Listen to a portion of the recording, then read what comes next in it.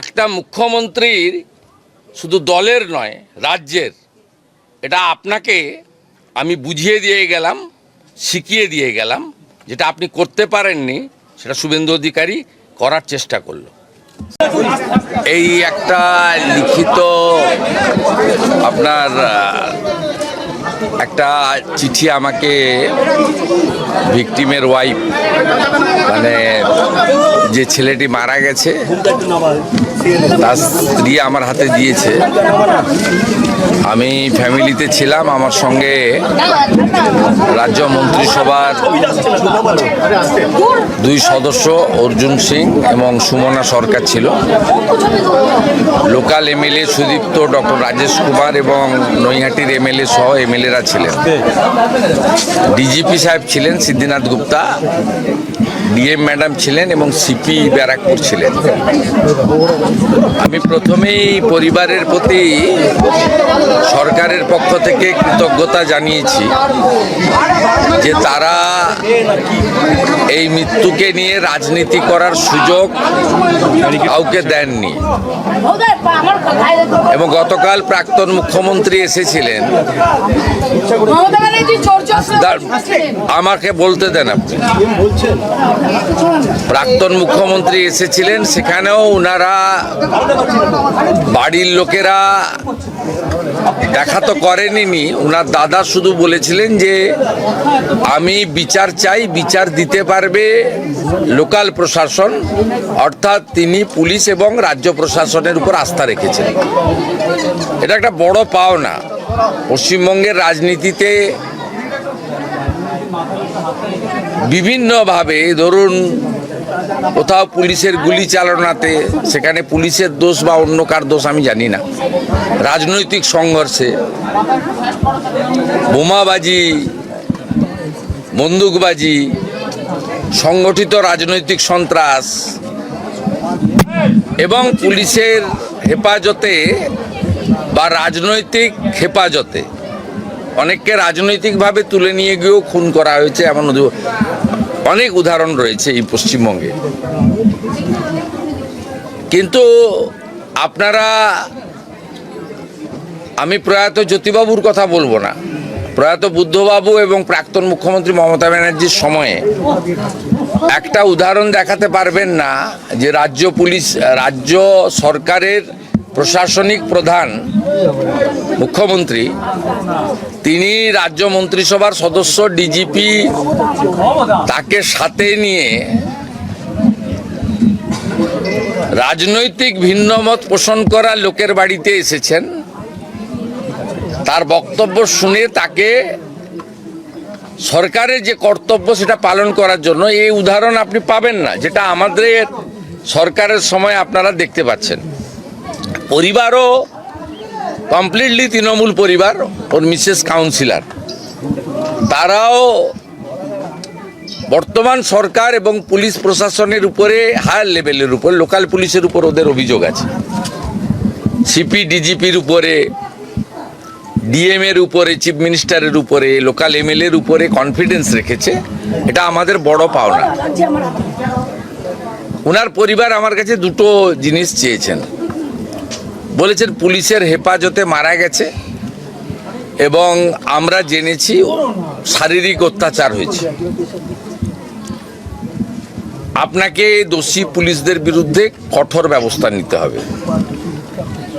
দ্বিতীয়, উনি বলেছেন 2টো বাচ্চা আছে, উনি আর্নিং মেম্বার ছিলেন, এদের পড়াবো কি করে, আমি খাবো কি, আপনাকে আমার ভবিষ্যতের দায়িত্ব নিতে হবে আর বাচ্চাদের পড়ানোর দায়িত্ব। তৃতীয়টা উনি বলেননি, আমরা করেছি। আমি ওনাদেরকে যেটা বলেছি সেটা আপনাদের বললাম, যে পুলিশের লকআপে বা হেফাজতে মারা গেছে, এটা তো দিনের আলোর মতো সত্যি। কতটা শারীরিক অত্যাচারে মারা গেছে বা কিভাবে মারা গেছে, এটা আমি বা ডিজিপি সাহেব বলতে পারবো না। 3 জন ডাক্তারের নেতৃত্বে যে পোস্টমর্টম হয়েছে ভিডিওগ্রাফি দেখে, তাদের রিপোর্ট যতক্ষণ না পুলিশ আইও কালেক্ট করছে ততক্ষণ এটাতে কনক্লুশনে আসা যাবে না যে পুলিশের গাফিলতি প্রমাণিত। কারণ তাদের কাস্টডিতে মারা গেছে। এবারে কতটা কি অত্যাচার করেছে ইন ডিটেলস পিএম রিপোর্টে পাওয়া যাবে। আমরা প্রাথমিকভাবে থানার আইসিকে ক্লোজ করছি পুলিশ লাইনে, আর আইও ইনভেস্টিগেটিং অফিসার তাকে সাসপেন্ড করছি। ম্যাজিস্ট্রেরিয়াল ইনকোয়ারি এক্ষেত্রে প্রোটোকল ম্যান্ডেটারি। সাধারণত ডেপুটি ম্যাজিস্ট্রেট লেভেলে বা এসডিও লেভেলে ইনকোয়ারি হয়। আমরা এক্ষেত্রে ঘটনার গুরুত্ব অনুভব করে এবং পরিবারের দাবি মেনে উত্তর 24 পরগনা জেলা শাসক মহোদয়াকে ম্যাজিস্ট্রেরিয়াল ইনকোয়ারি করার জন্য দায়িত্ব দিচ্ছি। চিফ সেক্রেটারি বিকালের মধ্যে তার নোটিফিকেশন বের করে দেবেন, অফিসিয়াল অর্ডার বের করে দেবেন। আমি ফিরে গিয়েই করে দেবো ফাইলে সই। সেকেন্ড হচ্ছে ওর পরিবারকে আমি হোম মিনিস্টার, বছরে 3টে অ্যাটেন্ডেন্ট পাই। আমি ও স্ত্রীকে আমার অ্যাটেন্ডেন্ট হিসেবে চাকরি দিলাম। উনি শোক কাটিয়ে ওঠার পরে লোকাল থানার সঙ্গে অ্যাটাচ থাকবেন এবং 12 মাস 15,000 টাকা করে এরা পায় অ্যাটেন্ডেন্ট। 12 মাস কমপ্লিট হলে গ্রুপ ডিতে পার্মানেন্ট হয়ে যায়, কারণ বাকি চাকরি তো পরীক্ষা দিয়ে হয়, আমরা তো ভাবে চাকরি দিতে পারি না। C agreed. আমরা থার্ড যেটা বলেছি যে মৃত্যু অর্থ দিয়ে হয় না, কিন্তু সব প্রদেশেরই সরকার, কেন্দ্রের সরকার একটা দায়িত্ব থাকে। এই জন্য CM relief fund, PM relief fund, এই জন্যই ডিজাস্টার ম্যানেজমেন্ট ফান্ড, এই জন্যই থাকে, এক ব্যবস্থা থাকে সরকারের। ওরা আমাদের কাছে অর্থ চায়নি, কিন্তু আমি চিফ মিনিস্টার রিলিফ ফান্ড থেকে 10 লক্ষ টাকার একটি চেক আপনার মিসেসকে দিয়েছি। বলছি এটা আপনাকে নিতে হবে না, আপনাকে একটা চাকরি, ছোট চাকরি হলেও দিলাম আমরা। 2টো বাচ্চার নামে আপনি MIS করে দেন, ওদের পড়াশোনাটা দেখতে হবে। আর পোস্টমর্টম রিপোর্টে যা আসবে এবং ডিস্ট্রিক্ট ম্যাজিস্ট্রেটের নেতৃত্বে ম্যাজিস্ট্রেরিয়াল ইনকোয়ারিতে যা রেকমেন্ডেশন দেবে তার ভিত্তিতে পরবর্তী পদক্ষেপ আমরা মেনে চলব।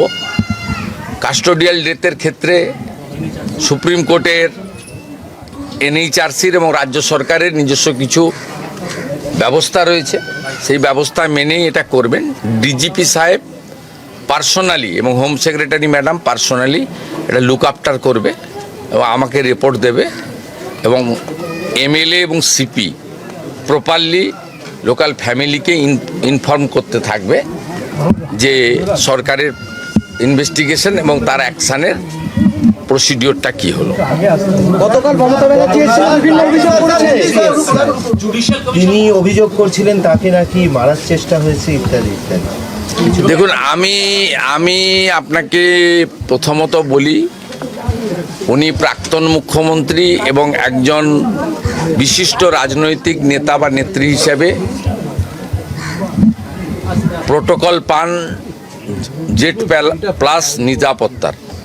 আমাদের সরকার আসার পরে ওনার নিরাপত্তা তুলে নেওয়া হয়নি। উনি যেখানে খুশি যেতে পারেন, কিন্তু যেখানে পুলিশ মনে করে বা 163 থাকে সেখানে রেস্টেন করা হয়। যদিও আমার এই 3 মাস সময়কালে বারুইপুরে 163 ছিল, কিন্তু 4 জনকে অ্যালাউ করা হয়েছে, কিন্তু আমাকে 104 বার হাইকোর্টে যেতে হয়েছে। উনি এসব জ্ঞান না দিলেই ভালো। উনাকে আমি পরামর্শ দিতে পারি না, বয়সে বড়, মুখ্যমন্ত্রী হিসেবে অনুরোধ করব আপনি প্রপারলি ডাইরেক্টর অফ সিকিউরিটিকে, সিপি কলকাতাকে, ADGLOকে, যদি ডিজিপি আপনার পছন্দের না হয়ে থাকে আপনি যাকে পছন্দ করেন, বা আপনার অফিস তো আছে, আপনার পার্টি আছে, এখনও ছোট হয়ে গেলেও আছে, ভেঙে গেলেও আছে, তা আপনি মেল করে আপনার শিডিউল জানালে আপনি যে প্রোটেকশান পান অ্যাজ পার ব্লু বুক সেই প্রোটেকশান আপনি পাবেন। কালকে আপনি না জানিয়ে এসেছেন এবং ভারতীয় জনতা পার্টির কোনো লোককে আমি ছবিতে দেখিনি। আমাদের MLA বরঞ্চ জানার পরে লোকজনকে সরিয়ে নেওয়ার ব্যবস্থা করেছে। আর আমি সিপিকে ধন্যবাদ দেব, তিনি ডিসির নেতৃত্বে, আমি টিভিতে আপনারা এখনও দেখাচ্ছেন, মাঝে মাঝে দেখেছি, অন্তত কয়েকশো পুলিশ ছিল। এই পুলিশ মোবিলাইজেশন করতেও টাইম লাগে। এই পুলিশ মোবিলাইজেশন করতেও একটা থানাতে এত পুলিশ থাকে না, লাইনে থাকে, ব্যাটালিয়ানে থাকে, সেখান থেকে ফোর্স আনতে হয় যখন ভিআইপিরা আসেন। তা পুলিশকে আপনি কোনো সুযোগই দেননি। তারপরেও আমি বলবো কিছুই ঘটেনি। আর আপনার ওই পাথর টাথরের গল্প, ওগুলো সব মানুষ দেখেছে। আমি আপনাকে পরামর্শ না দিয়ে অনুরোধ করব, আপনি কোথাও গেলে পুলিশকে টাইম নিয়ে জানিয়ে আসবেন। যতটুকু ব্যবস্থা করার পুলিশ করবে, এবং আপনার যদি কোনো লোক থাকে তার সঙ্গে লিয়াজো করেই করবে। আপনি যেখানে খুশি যেতে পারেন, কিন্তু আপনি 15 বছরে 315 জন বিজেপি কর্মীকে খুন করেছেন। এর সাথে অভয়ার মতো ইনসিডেন্ট অসংখ্য। আপনি কোথাও একবারও কোনো আপনার অপোজিট থটের লোকের বাড়িতে গিয়ে সহানুভূতি দেখিয়েছেন, এ উদাহরণ নেই। আপনার সময়ে রাজবংশী যুবক মৃত্যুঞ্জয় বর্মনকে এএসআই মোয়াজ্জেম হোসেন কালিয়াগঞ্জে মাঝরাতে বুকে গুলি করে খুন করেছে। আপনি মৃত্যুঞ্জয় বর্মনের পরিবারের পাশে দাঁড়াননি, কিন্তু আপনার দলের কর্মী এবং আপনার দলের কর্মী স্ত্রী, যিনি তৃণমূল কংগ্রেসের এখানকার কাউন্সিলর, তার বাড়িতে রাজ্যের মুখ্যমন্ত্রী হাই লেভেল টিম নিয়ে এসে পরিবার যা যা চেয়েছে প্রাথমিকভাবে সেটা পূরণ করার মধ্য দিয়ে একটা মুখ্যমন্ত্রীর, শুধু দলের নয় রাজ্যের, এটা আপনাকে আমি বুঝিয়ে দিয়ে গেলাম, শিখিয়ে দিয়ে গেলাম। যেটা আপনি করতে পারেননি সেটা শুভেন্দু অধিকারী করার চেষ্টা করলো। Sir, today you visited the deceased wife, and this is the first time we have seen that CM visiting the another party member's house. Sir, kindly brief, sir. It's a very pathetic and painful incident. Yesterday, ex-CM tried to enter his family, this is family, but their family member opposed. They shown their faith and confidence to the state government and local administration. We visited the house and met with the wife of the victim along with my cabinet colleagues, local MLAs, Honorable DGP, Honorable District Magistrate and others. And the family submitted some specific demand and request to me. I am trying my best to fulfill their commitment. So what are the actions taken by you, sir? Initially, we are waiting for postmortem report. We suspended the local investigating officer and closed the officer in charge of the local police station because that person was in custody.